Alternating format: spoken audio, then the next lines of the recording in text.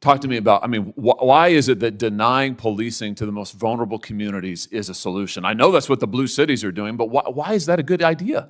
Well, look, I in no way stand with defunding law enforcement.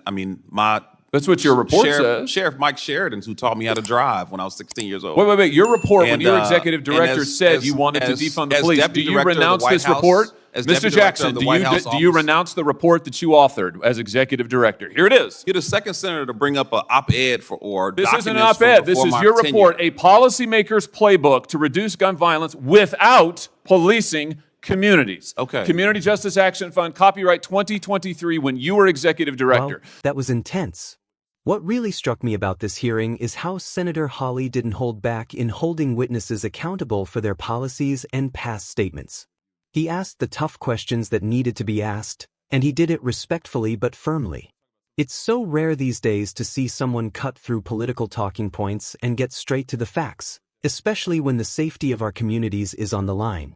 Senator Hawley made it clear that policies have real consequences, and he's not afraid to challenge anyone trying to rewrite their record.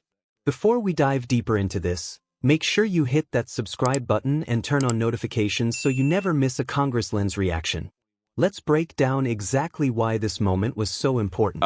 Thanks to all the witnesses for being here. Ms. Cook, I want to say thank you especially to you.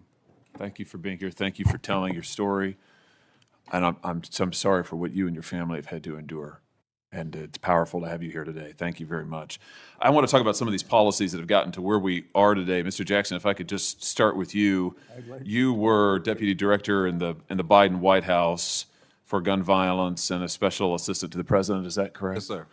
You're also affiliated with the Community Justice Action Fund. Is that correct? Yes, I'm also a survivor of gun violence. You were their executive director. When was that, the Community Justice Action Fund? 2021 to 2023. And you're affiliated with them now? Yes, as executive advisor. Okay. The Community Justice Action Fund, do you disclose your donors? Yes. All of the donors are public? Yes. You're funded by the Tides Advocacy Group, among others? They're a fiscal sponsor. This is, right. They handle our donor. HR. Yeah. This is a George Soros-funded group? No. He's one of the donors? No. He's a donor to the Tides Advocacy Group? Yeah, that's our fiscal sponsor. So they handle our HR, our back office, our operations. Great. Okay. Great. So in other words, we're one of 300 organizations. Right, that they run. You are a subset of them. Pay them to be a fiscal sponsor. Well, you are a subset of that organization, which he helps to fund, right? Okay.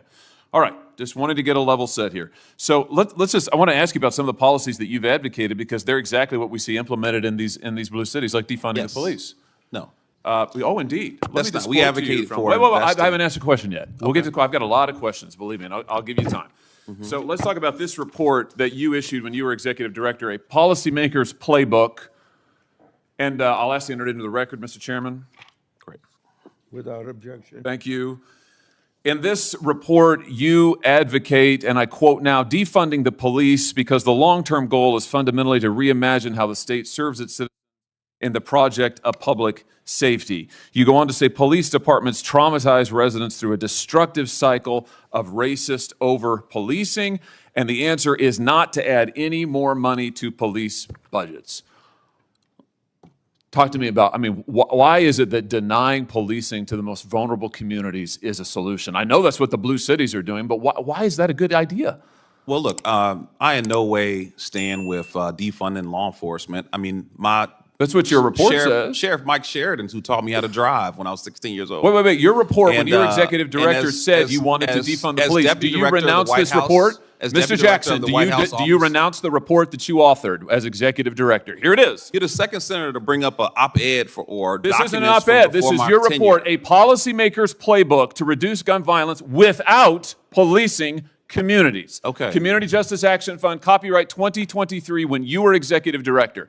Now you say you don't know anything about it. Now you say that you haven't heard of it, just like the Democrats who all of a sudden say, we're all for the police. They've been advocating defunding them for years. Okay, well, you can look at documents or you can look at results. My question is, do you renounce this report now? You say you no longer agree with this. And my answer is that I led the efforts to invest $42 billion in law enforcement. You've advocated defunding the police as executive director of an organization that you still lead and are affiliated with. Never see me advocate for that directly. What you see me So advocate for what is this a then? comprehensive approach to reducing Right, violence. the And we've comprehensive recognized approach is that defunding law the enforcement police, is a which part is of what the this ecosystem says. the entire time. This is so typical of what the Democrats do now. After your policies have transparently failed and led to the deaths of millions of Americans, now you say you've never heard of defunding the police. Your own report recommends it on page after page after page. Let me ask about something else you say. Here's what you say we ought to invest in. Instead of funding the police, here's what we ought to invest in. We need to invest in programs that acknowledge the need for safe space initiatives led by lesbian, gay, bisexual, two-spirit, trans, and gender nonconforming people. What's two-spirit?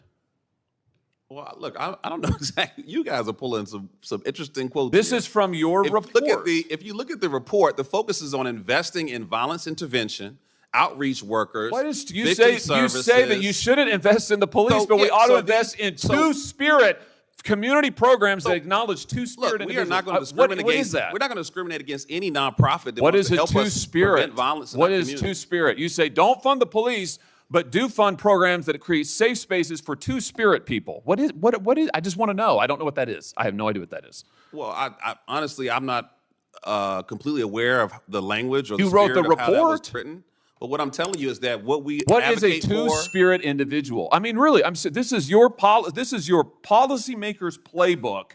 You are the witness called by the Democrats on this committee, so I assume you reflect their views. Well, you don't want to fund the police. You want to fund safe spaces for two-spirit individuals. What is a two-spirit person? I feel like I'm looking at a two-faced individual because you talk about reducing Oh, no, sir. violence. You're looking at somebody who's You're also reading you speaking your out own against words, and I'd like to hear an violence answer. programs. Here's the answer. The answer is you don't have any solutions. You want to invest in gobbledygook and take away money from police officers who actually keep our communities safe, and when you're called on the record, you deny it. It's all there in black and white, and your record is there in black and white, and it's a disgrace. We reduced homicides by 31%, and as someone who's been shot and nearly killed, I take offense that you would think that the last 13 that you won't answer my we're not questions, focused on that you reducing deny your violence. own words, and that you are leading this committee astray. And frankly, sir, your policies are absurd. They're Okay, absurd. let's talk about what just happened in that hearing. First off, Senator Hawley did a fantastic job exposing contradictions. The witness, Mr. Jackson, had authored a report advocating for defunding the police, yet in the hearing, he denied ever supporting that position. Hawley didn't let that slide. He carefully walked through the report line by line, showing exactly where the policies advocated went against public safety. What really stands out is Hawley's focus on accountability. He wasn't interested in political rhetoric or evasive answers. He demanded clarity. And he got Jackson to admit, or at least confront, his previous statements, which were very clear in black and white. That's exactly what congressional oversight is supposed to do. Another key moment is when Hawley pointed out the absurdity of investing in what he called gobbledygook programs while cutting funding from police officers who keep communities safe. It's such an important point because this isn't theoretical. It's about real-life consequences for American families, especially in cities struggling with violent crime. Hawley's approach reminds us that being a lawmaker isn't just about passing laws. It's about defending the people and ensuring policies actually work. He held the witness accountable without attacking them personally, and he made sure the American public could see the reality behind these policies. Overall, this hearing was a textbook example of what strong oversight looks like. Senator Hawley didn't shy away from the hard truths, and he made a clear case for why policies that reduce law enforcement resources can be dangerous if not properly evaluated.